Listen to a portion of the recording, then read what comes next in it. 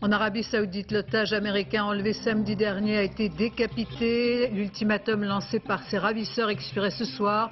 Paul Marshall Johnson avait été filmé pendant sa captivité. Al-Qaïda, à l'instant, revendique son assassinat.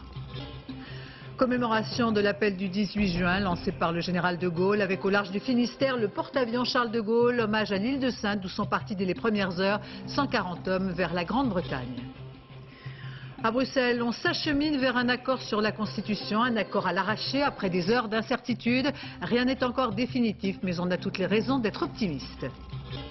L'Euro 2004 avec la petite performance des Bleus qui ont arraché hier un match nul à la Croatie. Période de doute, les tricolores ne sont pas encore en quart de finale. Et puis les obsèques de Ray Charles à Los Angeles. Stevie Wonder rend hommage en musique au musicien génial. 1 millier de personnes, parmi lesquelles Clint Eastwood ou encore Bill Cosby. Madame, Monsieur, bonsoir. La nouvelle nous est parvenue il y a une vingtaine de minutes. L'otage américain enlevé à Riyad par des membres se réclamant d'Al-Qaïda, cet homme a été décapité. L'ultimatum lancé par ses ravisseurs expirait ce soir. Les États-Unis, comme les autorités saoudiennes, avaient répondu qu'elles ne négociaient pas avec les terroristes. L'ingénieur filmé sur une vidéo mardi dernier a été assassiné une semaine après son enlèvement. Bernard Lebrun. Un otage, un civil, un innocent. Cet homme, Paul Marshall Johnson, 49 ans, citoyen américain, a été décapité ce soir par des activistes d'Al-Qaïda en Arabie. C'est ce que vient d'annoncer la chaîne de Dubaï, Al Arabiya. Ingénieur en armement, travaillant depuis 10 ans dans le royaume saoudien à la mise au point des hélicoptères d'attaque Apache, il avait été enlevé il y a une semaine. Ses ravisseurs, se revendiquant membres d'Al-Qaïda, ayant fixé mardi soir un ultimatum de 72 heures et exigé la libération de tous leurs militants emprisonnés en Arabie, auraient donc mis leurs terribles menaces à exécution. Ils n'ont pas écouté les suppliques de la famille de Paul Marshall Johnson, qui des États-Unis criait son innocence et son attachement au monde arabe. La chaîne Al Arabiya, porteuse de cette terrible nouvelle, a montré furtivement quelques photographies de l'exécution qui viennent d'être diffusées sur un site internet islamiste. Depuis 2 mois, des militants radicaux saoudiens s'attaquent systématiquement aux expatriés qui travaillent en Arabie, dans le secteur du pétrole ou de l'armement, et tout particulièrement aux citoyens américains. Dans l'actualité de ce vendredi, les commémorations de l'appel du 18 juin qui prennent un relief particulier à l'île de Saint où les hommes valides ayant entendu il y a 64 ans l'appel du général se sont embarqués aussitôt vers la Grande-Bretagne. En signe d'hommage, le porte-avions Charles de Gaulle mouillait aujourd'hui au large du Finistère. Julia Delage. En face de l'île de Saint, le Charles de Gaulle veille. Cet après-midi, c'était l'hommage de la République à ce petit bout de France, le premier à avoir refusé la défaite en juin 1940. Les remous de l'histoire tiennent parfois à de petits détails.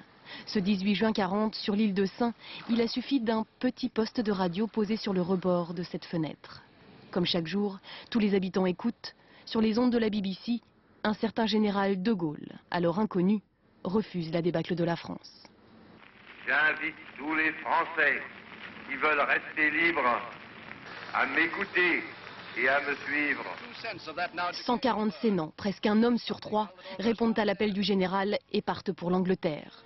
Le 3 juillet, lorsque de Gaulle passe en revue les premières troupes de la France libre, un quart viennent de l'île de Saint. Jeune pêcheur, Cletchever devient soldat sur le cuirassier Courbet. Il n'a que 18 ans.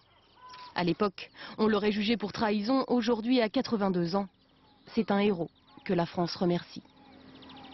Pas pour défendre la France. Surtout en étant jeune comme on l'était, quoi. Mais malgré tout ça, ben, on avait hâte que la guerre finisse. On était fatigué. Oh oui.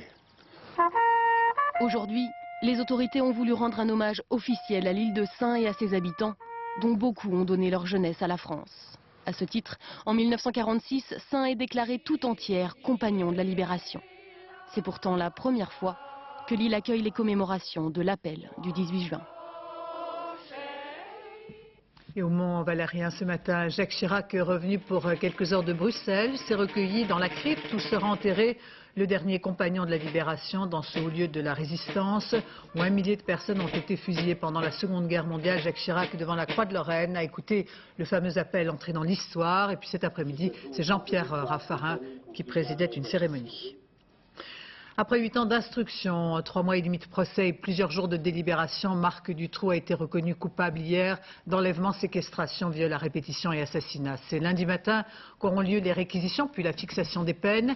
Ce verdict laisse un certain sentiment d'inachevé. La thèse du réseau ayant été totalement écartée, reste le traumatisme et les zones d'ombre qui auront bien du mal à s'estomper en Belgique. Dominique Verdaillan, Jean-Marc Nucnouk. Dans le hall du palais de justice de Bruxelles, des visages, des noms à jamais ancrés dans la mémoire collective belge. Ici, tout n'est que souvenir, recueillement, silence. Rien à voir avec les clivages affichés hier soir à Arlon après le verdict. Comme il a quitté, je suis déçu. Moi pas, je dis yes. Je suis déçu. Je suis contente, moi. Eh bien, un tout petit peu de justice, un tout petit peu. Si Marc Dutroux fait l'unanimité contre lui, Michel Nioul continue de diviser. Le procès se résumait à une question. Michel Nioul, trafiquant de drogue, proxénète, incarne-t-il le réseau? La presse belge le note à la une. Pour Nioul, cela faillit être oui, mais ce fut non. Bref, le doute persiste. La vérité judiciaire n'est que la vérité judiciaire, c'est celle qui ressort des débats. C'est évident qu'elle ne sera jamais la vérité pure et nue qu'on attendait peut-être présomptueusement à Arlon. En octobre 1996, plus de 300 000 Belges descendent dans la rue. Journaliste Héroïne Le Rouge a consacré un livre à Nioul. Pour lui, la Belgique n'a pas pensé ses plaies. L'impression prévaut qu'on n'a absolument pas fait tout ce qu'on pouvait pour découvrir cette vérité, ni dans l'enquête, ni au cours du procès. Donc moi je crains que la Belgique ne pourra pas penser ses blessures. La Belgique attend désormais le second verdict de ce procès, les peines. Peu de suspense pour Marc Dutroux, son ex-femme, son complice. Les regards se tournent à nouveau vers Michel Nioul. Comme trafiquant, il encourt jusqu'à 25 ans de prison et une lourde condamnation serait ici en quelque sorte un verdict de rattrapage.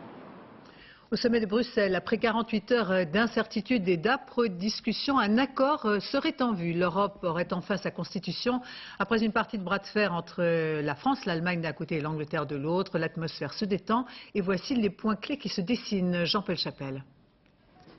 En voilà un qui garde le sourire, Romano Prodi, le président sortant de la Commission européenne. Mais on n'arrive toujours pas à lui trouver un successeur. Pour la France et l'Allemagne, toujours aussi unis, le meilleur candidat reste le Premier ministre belge. Mais l'Angleterre met son veto.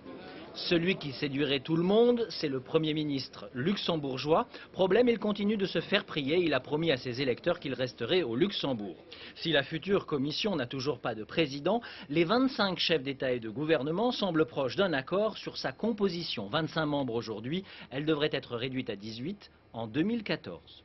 La future constitution serait dotée d'un président nommé pour 2 ans et demi, renouvelable pour plus de stabilité, d'un ministre des Affaires étrangères pour plus de cohérence, et pour éviter la paralysie à 25, les décisions seraient prises à la double majorité des pays pourvu qu'ils représentent une majorité de la population de l'Union. Bref, la fin de l'unanimité qui accordait un droit de veto à chacun des 25. Mais les Anglais, soucieux de prolonger leur exception sociale et fiscale, ont multiplié les minorités de blocage. Consensus en revanche sur les héritages culturels, religieux et humanistes de l'Europe. Il n'y aura donc pas de référence à Dieu dans la Constitution. Pourtant, l'accord historique qui se dessine relève quasiment du miracle.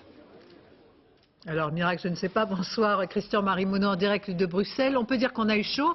La crise n'était pas loin et voici qu'il y aurait un accord. Tout à fait. 2 jours de négociations. On est passé de l'optimisme des premières heures à la crise cette nuit et ce matin à cet accord qui devrait être annoncé officiellement dans quelques minutes. Ce traité constitutionnel a 2 avantages. Tout d'abord, il va faciliter les prises de décision. Et comme l'a dit Jean-Paul Chapelle, effectivement, on pourra prendre des décisions en tenant compte de l'importance du pays et de la population. Deuxième avantage. C'est un traité qui aura un visage humain, avec un président élu pour 2 ans et demi et un ministre des Affaires étrangères. On est loin de l'accord de Nice. Souvenez-vous, ce traité bricolé il y a 4 ans, qui avait été bricolé à 15 pour accueillir les 10. Cette fois, c'est un traité de Bruxelles, un traité constitutionnel rédigé à 25. En somme, un règlement de copropriété. Mais il faut que tout le monde l'accepte. C'est ce qu'on appelle la ratification. Et il faut que les 25 ratifient dans les mêmes termes ce traité. Sinon, un seul s'abstient ou vote contre, il n'y aura pas de constitution. Merci Christian-Marie Monod. Ceci nous amène à cet exercice-là de parfaite coopération. 400 gendarmes composant une force de police européenne ont suivi un exercice grandeur nature, une simulation pour tester les réactions de ces troupes d'élite venant de 7 pays de l'Union. Zindine Boudaoud, Vincent Ferreira. Dans cet hélicoptère, piloté par des policiers allemands, un commando de militaires espagnols. Leur mission, arrêter les membres d'un gang mafieux et libérer leurs captives, des femmes dont ils ont fait leurs prostituées.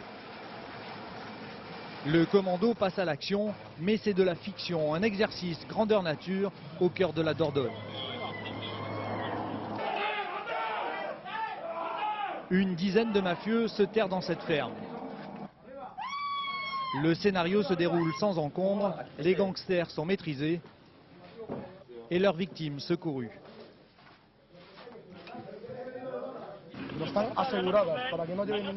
Les filles ne sont pas fouillées parce que la législation ne le permet pas. Ouais. Il attend un renfort de personnel féminin pour pouvoir effectuer la fouille. Les suspects sont emmenés par des gendarmes turcs qui prennent le relais des Espagnols. 7 pays de l'Union européenne, plus la Turquie donc, participent à cet entraînement. Un bon moyen pour apprendre à travailler ensemble. C'est une coopération. Ça permet d'échanger nos différentes techniques de police. On apprend les uns des autres, nous dit ce commandant turc. Mais la langue constitue encore un sérieux barrage.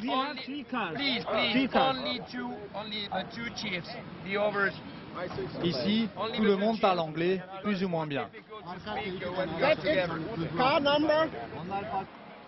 Leurs uniformes sont différents, mais ces hommes appartiennent à un même groupe, la Force de police européenne. Une force créée il y a 1 an pour rétablir la sécurité publique dans les pays en situation de crise. L'exemple d'aujourd'hui est celui d'un pays des Balkans. L'arrestation d'un réseau mafieux provoque une guérilla urbaine qu'il faut juguler. L'entraînement est musclé, les gendarmes français et la police britannique ont fort à faire. Dans la réalité, la situation est moins critique. Déployée en Bosnie-Herzégovine et en Macédoine, la force de police européenne n'est pas autant sollicitée. Près de Valenciennes, les murs d'une mosquée ont été tagués d'inscriptions racistes. Plusieurs impacts de balles retrouvés. Cet acte de vandalisme et de profanation d'un lieu de prière s'est produit la nuit dernière. Il y a une semaine, c'est la mosquée de Lens qui avait déjà été souillée. J'en viens à la disparition d'une fillette de 11 ans à Strasbourg. Jeanne-Marie n'est pas réapparue à son domicile. Son vélo a été retrouvé. Les premiers éléments avec un responsable de la gendarmerie sur place. Cet après-midi, aux alentours de 14 h, les services de gendarmerie sont prévenus par les parents d'une jeune fille que celle-ci n'était pas rentrée à la maison pour déjeuner. Celle-ci aurait disparu a priori vers 12 h 30. Le lieu de disparition est à peu près localisé car nous n'avons retrouvé que le vélo de la jeune fille que ses parents ont ensuite ramené à la maison. Le secteur dans lequel la jeune fille a disparu est au bord d'un stade et d'une petite zone pavillonnaire, donc un coin a priori vraiment tranquille. Le dispositif engagé est assez conséquent puisque dès les premières heures de la disparition, un hélicoptère de la gendarmerie, un maître chien et une vingtaine de gendarmes étaient engagés sur place. Puis au fur et à mesure, le dispositif est monté progressivement et donc nous avons eu le renfort d'une vingtaine de gendarmes mobiles de Strasbourg et une quarantaine de pompiers du secteur de Rhino. Nouvelle action ciblée des agents EDF en colère. Aujourd'hui, c'est la ville de Bordeaux qui était visée par les électriciens, privant d'alimentation le domicile de personnalités politiques. On ajoutera la baisse de production de 5 centrales nucléaires. Une série de coupures sauvages avec plus de 100 plaintes contre X déposées depuis le début du mouvement.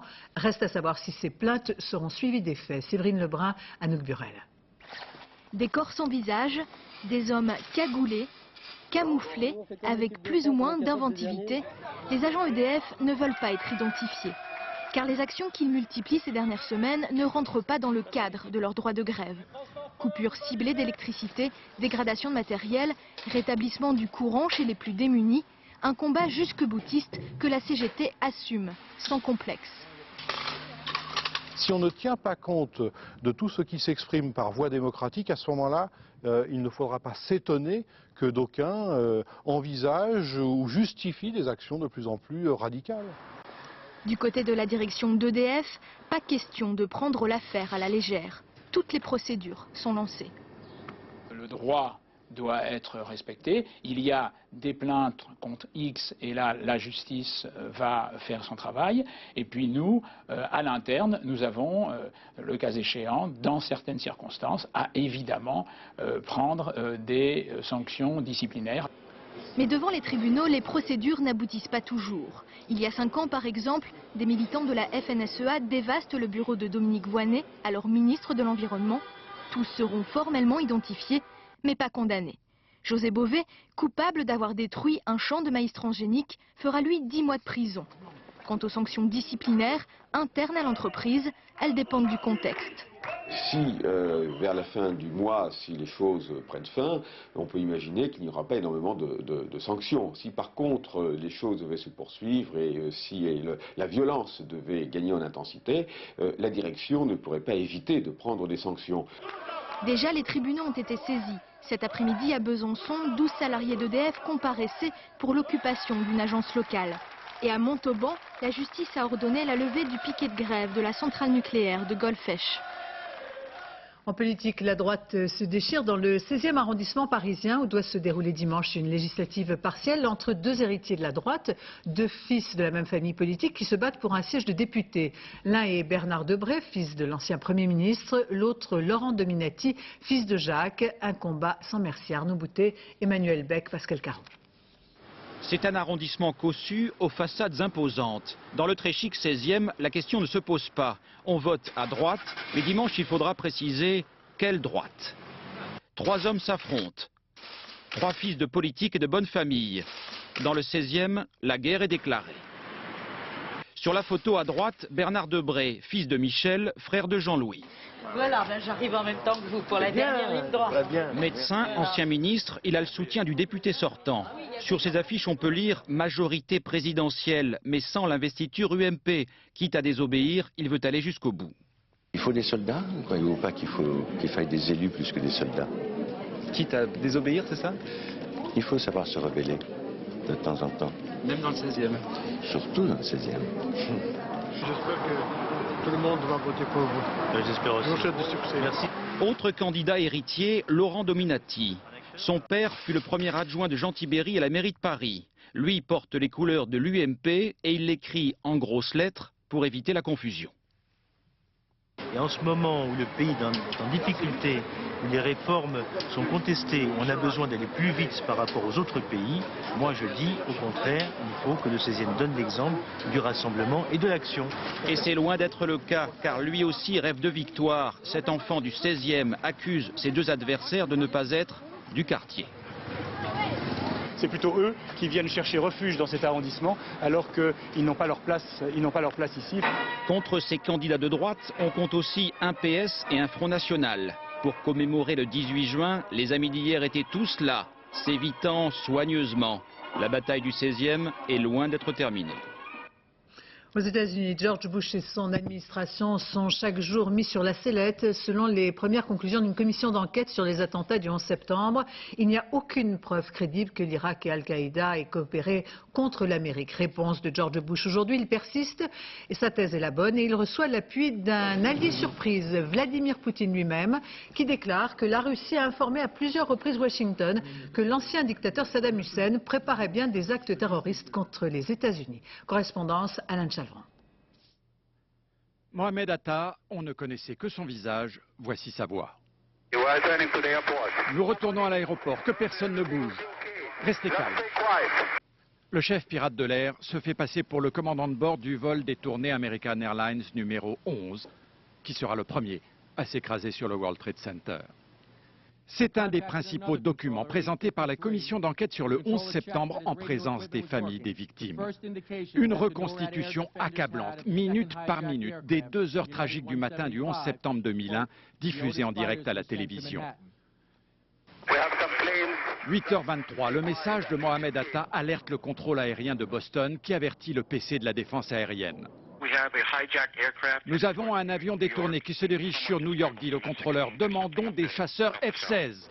Les chasseurs décollent quelques minutes plus tard, mais faute d'instructions claires, n'arrivent à empêcher aucune des 2 attaques sur New York à 8h46 et 9h03, ni même celle sur le Pentagone à 9h37. En revanche, le 4e avion United Airlines 93, dont on sait maintenant que l'objectif était le Capitole à Washington, paraît interceptable. Alors que l'appareil est encore à 30 minutes environ de la capitale, un contrôleur demande. Vous voulez le faire détruire? Ah mon Dieu, ça me dépasse, répond son chef. Effectivement, l'ordre doit venir d'en haut. Mais voilà George Bush qui était en Floride et dans son avion. Le vice-président Cheney, placé en sécurité dans le bunker de la Maison-Blanche, ne donne l'ordre qu'après 10 heures. Ordre qui, dans la confusion, ne sera du reste jamais répercuté au pilote. Et de toute façon, le vol 93 d'United Airlines s'est écrasé à 10h03 en Pennsylvanie. Les Américains pourront se consoler en se disant qu'ils ont échappé à pire. Le projet initial prévoyait le détournement de 10 avions. Mais ils pourront aussi méditer une des conclusions de la commission. Il n'y a aucun lien entre Saddam Hussein et le 11 septembre, ce que George Bush n'a pourtant cessé de laisser entendre, au point que 70% des Américains en étaient convaincus. Ceci nous amène à ce témoignage accablant sur l'obsession irakienne de l'administration Bush.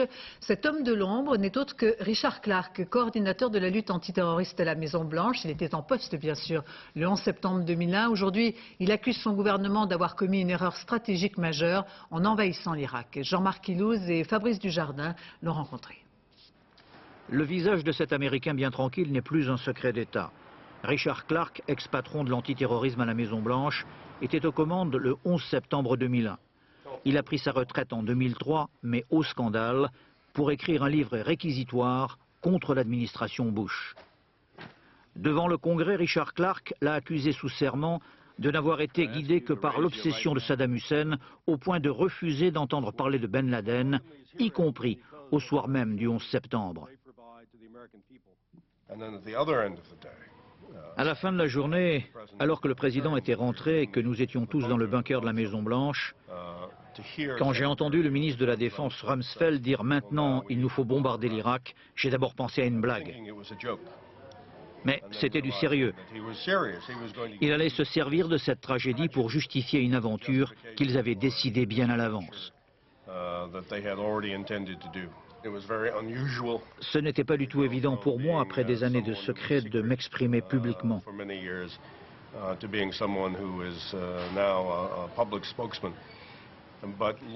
Mais j'ai estimé que la fidélité à mon pays est plus importante que celle envers le président, surtout quand il commet d'énormes erreurs, coûteuses en vie humaine, aujourd'hui en Irak, mais aussi dans l'avenir.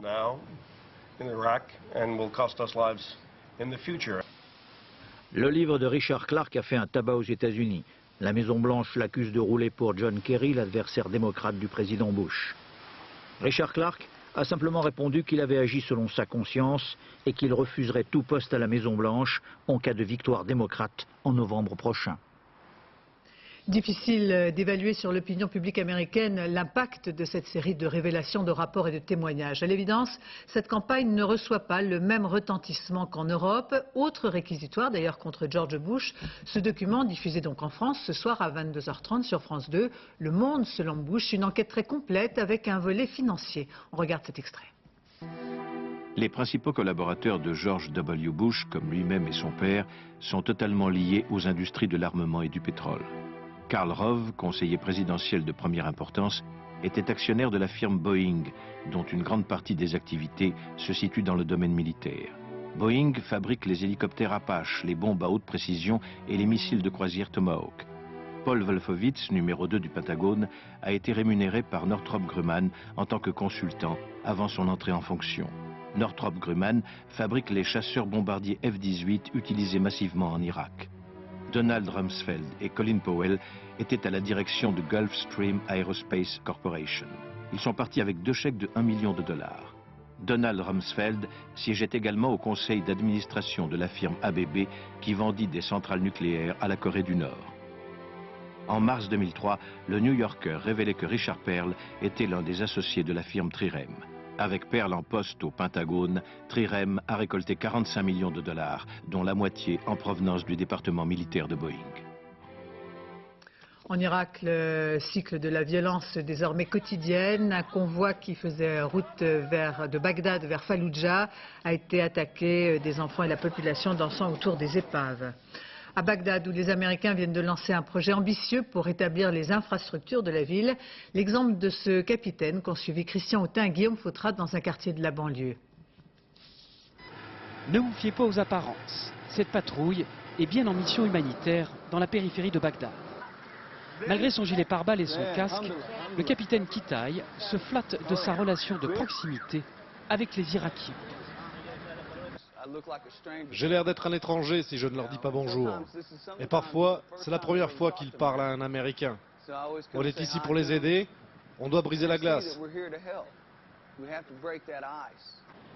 Briser la glace, le doigt sur la détente. Pourtant, dans ce quartier, les djihadistes sont plutôt bien acceptés. Ce matin, le capitaine est venu vérifier l'exécution d'un des projets dont il a la charge. Il est réparé le générateur? Ici, le plus gros souci, ce n'est pas le générateur, mais le collecteur d'égout hors d'usage. Et c'est une entreprise irakienne sous contrat qui va le réparer. Coût total, 300 000 $. Un investissement justifié pour cet officier américain. Ça vaut le coup, ça vaut vraiment le coup. Réparer cela, ça va aider des milliers et des milliers de gens. Autre endroit, même problème. Ici, les Américains ont fait installer cette station de pompage provisoire. Un provisoire qui risque de durer, comme le redoutent les habitants du quartier. Les Américains donnent ce travail à des entreprises irakiennes. Elles prennent l'argent sans s'occuper de nous, avant de disparaître. En attendant, les enfants pourront jouer sur ce nouveau square. Une réalisation qui fait la fierté du capitaine. Mais la tâche des Américains est autrement plus ambitieuse. Ils veulent rétablir le ramassage des ordures, l'électricité, autant de services désorganisés depuis la chute de Saddam. Pour expliquer l'hostilité des Irakiens, le capitaine a cette réponse déconcertante. Vous savez, c'est difficile. Ça vient des gens. Je ne sais pas, je ne pourrais pas bien l'expliquer. Parce que ça vient vraiment de leur façon d'être. 500 millions de $, c'est la somme que va dépenser la coalition pour réhabiliter les équipements publics de Bagdad et de ses environs. Mais ça ne sera sans doute pas suffisant pour acheter la confiance des Bagdadis échaudés par 14 mois d'occupation américaine. L'actualité sportive, c'est bien sûr l'Euro 2004 avec, vous le savez, un match nul de l'équipe de France face à la Croatie hier. Ce match nul qui n'est pas fait pour arranger les affaires des tricolores. Les Bleus sont-ils au mieux de leur forme, capables d'entrer en quart de finale? Période de doute, d'incertitude, retour sur le match. Florent Gautreau, André Germain. Et si les joueurs prenaient le pouvoir? Et si ce match nul contre la Croatie était un mal pour un bien? 52e minute hier soir, la France est menée de 1. Ce n'est pas De Sailly, mais Zidane qui prend les choses en main. On a vu quand on s'est tous regroupés avec Zizou au milieu de terrain, c'est l'esprit qui anime cette équipe, c'est aller de l'avant et jouer vraiment les uns pour les autres. Donc on va pas trouver les fautifs, on est tous fautifs sur ce coup-là. Car la France a bien failli perdre hier soir, les imprécisions ont succédé aux incompréhensions, surtout en deuxième mi-temps. 4 minutes en enfer, avec d'abord la faute de Sylvestre, le deuxième pénalty en 2 matchs provoqué par le jeune défenseur. Et puis c'est au tour de Perso de souligner les carences défensives françaises sur le deuxième but croate. De Sailly fait l'erreur, mais d'après le discours officiel, le problème est collectif, pas individuel. Même s'il y a un fautif sur telle ou telle action, je pense que c'est aussi globalement une remise en cause collective. Ça fait quand même pas mal d'actions importantes concédées au haut niveau. Et à partir de là, on sait qu'on ne peut pas aller loin dans un euro aussi difficile. Malaise en défense, problème en attaque, car sans l'aide du Croate Tudor, qui marque d'abord contre son camp et offre ensuite le deuxième but à Trezeguet, la France aurait eu bien du mal à marquer. C'est difficile comme ça de l'expliquer à chaud. Je n'ai pas envie de dire des bêtises, donc on va essayer d'analyser tout ça ensemble. Comme en écho à la performance d'hier, le ciel s'est assombri ici à Santo Tirso, le camp de base de l'équipe de France. Mais les Bleus ne veulent pas s'alarmer, car il ne faut pas oublier qu'ils sont premiers de leur groupe et qu'un match nul contre la Suisse suffirait à les qualifier pour les quarts de finale. Et puis le Danemark a battu cet après-midi la Bulgarie 2-0. Grâce à cette victoire, les Danois préservent leur chance de qualification pour les quarts de finale. Quant à la Bulgarie, elle rejoint la Russie dans le camp des premiers éliminés de l'Euro 2004. Et puis une quarantaine de supporters anglais a été refoulée du Portugal après de violents heurts mardi à l'issue d'un match. Ils sont arrivés hier soir à Londres pour y être jugés. En France, les premiers incendies avant l'été, la sécheresse de ces dernières semaines inquiète. Une trentaine d'hectares au nord de Marseille ont été dévastés, 200 pompiers à pied d'œuvre et 4 bombardiers d'eau dans cette zone urbaine où il a fallu protéger de nombreuses maisons. L'an dernier, rappelez-vous, 25 000 hectares de forêt avaient brûlé dans le sud. Les pêcheurs en eau douce sont de moins en moins nombreux car il y a de moins en moins de poissons dans nos rivières. Restent les passionnés. Jean-Jacques Dufour, Jean-Daniel Lamy. Qu'est-ce que vous faites au bord de la Sioule? Qu'est-ce qu'on fait? On prend l'air. On prend l'air. Et puis on regarde les pêcheurs. Vous pêchez pas vous-même? Faut que ça morde. Faut que ça morde. Si ça mord pas, ça m'énerve. À propos de pêcheurs, que nous sommes tous plus ou moins, en voilà un qui possède tout à la fois la patience, la passion et même l'éthique. Le poisson, je le pêche en eau kill. C'est-à-dire, je ne le tue pas, je le remets à l'eau tout de suite. Alors, nos rivières n'ont pas énormément de poissons. Alors, si en plus on les enlève, eh ben, ça va pas être super. Et les filles, elles disent quoi quand tu vous dis que je vais à la pêche? Elles rigolent. Elles rigolent. Mais bon, moi, c'est pas grave. Moi, ça m'embête pas. Moi, j'aime ce sport. Je dis bien ce sport. Et je le changerai pour rien. Des mordus de pêche à la mouche, des taquineurs de truites ou de goujons, enfin des pêcheurs, il y en avait 1 800 000 en 95, ils ne sont plus qu'1 400 000. Il y a moins de pêcheurs parce qu'il y a moins de poissons à prendre. On prélève pas mal de poissons, il y a la pollution qui s'enchaîne, les barrages qui détruisent les frayères au moment de la fraye. Donc, tout ça contribue à une chute des poissons. Selon le Conseil supérieur de la pêche, 10% seulement de nos rivières sont dans un état écologique satisfaisant. C'est le cas de la Sioule, une belle rivière qui ne manque ni de charme ni de truite. Oui, il s'en est pris une belle hier après-midi, un collègue qui pêche en dessous, là, 850 grammes, une vraie sauvage, belle. Des truites sauvages dans la Sioule, des saumons au pont-barrage de Vichy, il y a encore de la vie dans l'eau, donc de l'espoir. C'est des poissons qui passent. C'est pas un aquarium? Pas du tout. Et vous avez soit des poissons de l'Allier qui sont dans le secteur et qui viennent ici, notamment pour s'oxygéner, parce qu'avec toutes les bulles qu'il y a dedans, dès que l'été arrive, ils aiment bien cet endroit. Mais autrement, les migrateurs, évidemment, à la fois les saumons, les aloses. Aujourd'hui, ils passent des aloses, ils passent aussi des lamproies marines, les anguilles, les truites de mer. Enfin, il y a un certain nombre d'espèces. Il y a 5 espèces migratrices, comme ça, qui franchissent le barrage et qui passent, qu'on voit derrière les vitres. Ces poissons, et notamment les truites, les seigneurs de la Gaule y font désormais très attention. On pêche, mais on ne consomme pas. Il n'y en a déjà pas, alors si tout le monde se met à la garder. Vous les rejetez à l'eau? Ah oui, tout le temps, oui. Il ne faut pas l'acheter, il faut la poser avec des précautions, parce qu'autrement, elle meurt. Ah, vous les mangez pas alors? Non. C'est le plaisir de pêcher, comme vous, le plaisir de filmer. Voilà, c'est pareil. Je dois reconnaître que dans ces conditions, pieds dans l'eau, brise légère, murmure des oiseaux, il y a des boulots beaucoup moins rigolos. Un tableau du peintre impressionniste Sisley, dont on avait perdu la trace depuis la Seconde Guerre mondiale, cette toile de maître a été restituée à ses propriétaires, héritiers de juifs spoliés pendant la guerre. Cérémonie solennelle au Palais de Justice de Paris. Stéphanie Davrigno. Les précautions sont infinies. Sous l'emballage, une toile de maître volée par les Allemands pendant l'occupation à une famille juive. Le propriétaire Pierre de Gainsbourg était à sa recherche depuis 24 ans. Aujourd'hui, on lui restitue très officiellement le tableau. Son grand-père l'avait acheté en 1900. Une huile d'Alfred Sisley, un des grands peintres impressionnistes. La toile a été retrouvée il y a quelques mois au Japon.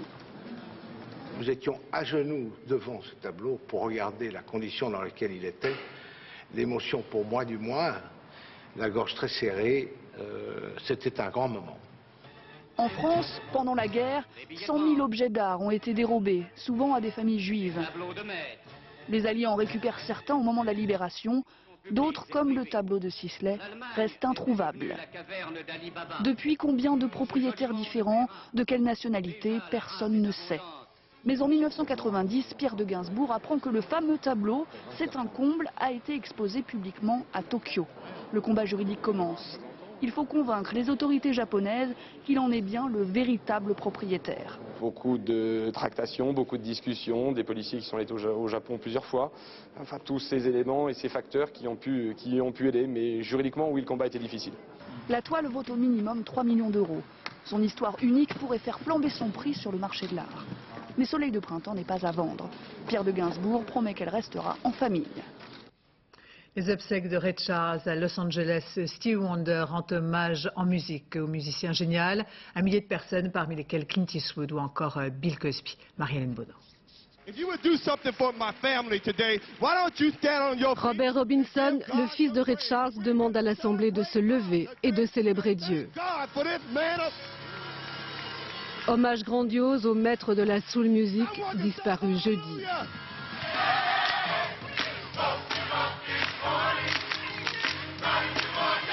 L'église méthodiste épiscopale de Los Angeles résonne ce soir des chœurs de gospel.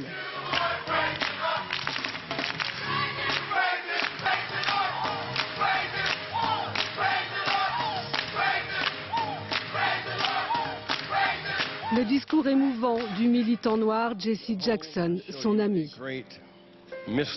Et comme l'acteur Clint Eastwood, ils sont nombreux à être venus s'incliner une dernière fois devant ce géant de la musique.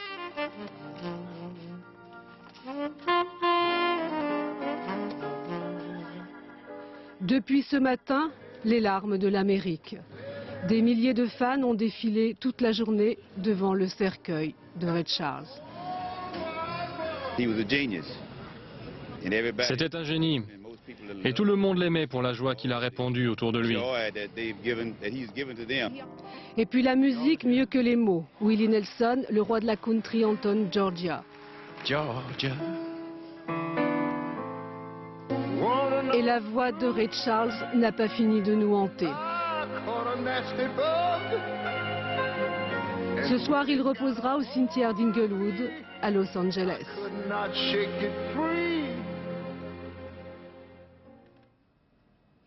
À Marseille, saisi par les douanes de 40 000 montres de contrefaçon. Ces fausses montres de marque ont été détruites dans une usine de la ville. L'an passé, les douanes marseillaises avaient déjà saisi plus de 100 000 articles de contrefaçon qui désormais sont régulièrement détruits et devant les caméras. Venons-en à cette exposition plutôt singulière et inédite aux États-Unis. Ces photos qui nous révèlent l'intimité des stars. Deux Français, deux photographes, depuis 20 ans, font leur poubelle pour les photographier. Ils exposent pour la première fois à New York. Pascal Golomer, Tristan Lebras.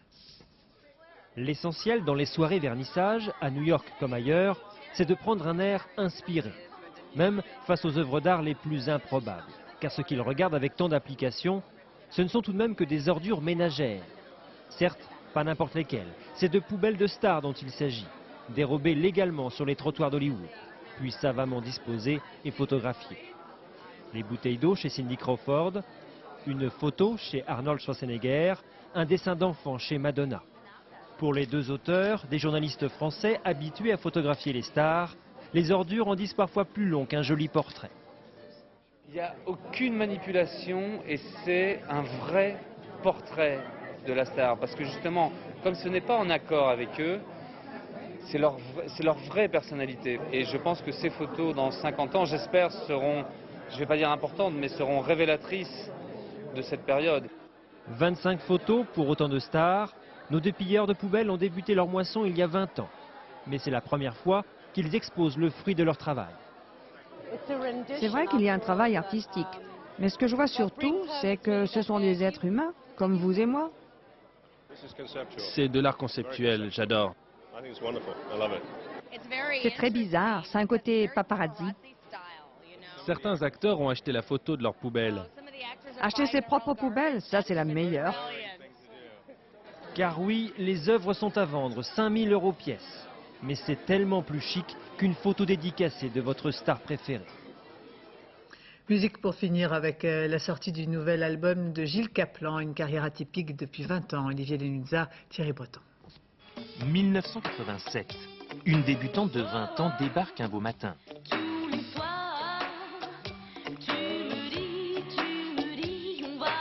Un premier album, un carton, 1 million d'exemplaires vendus. Depuis, 17 années ont passé. Entre deux balles perdues, on referait le bal. Gilles Caplan nous reçoit chez elle, dans son appartement à Paris. L'occasion d'une répétition des titres de son nouvel album. On est si enfant. Désormais, pour elle, la vie sera western ou ne sera pas. Elle le chante et l'explique.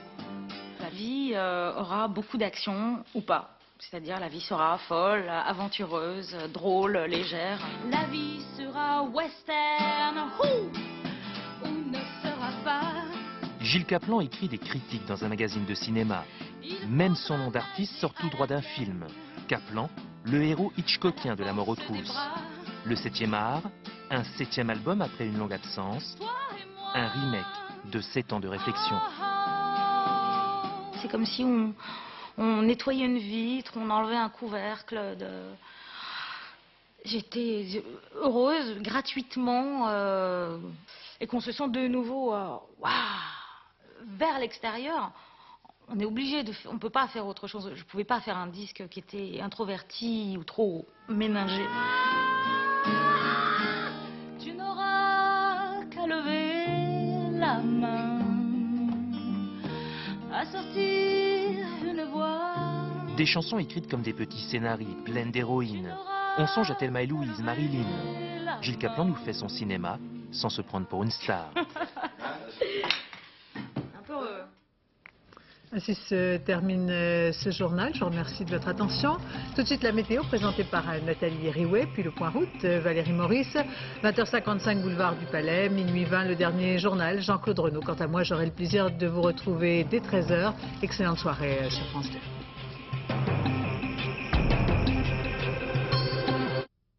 Votre soirée sur France 2.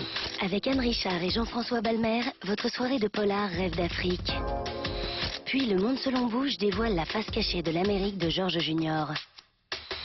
Enfin, vivez de l'intérieur un pays, l'Afghanistan en guerre pour de vrai. France 2. Un boulevard du Palais inédit et 2 documentaires à contre-courant ce soir sur France 2.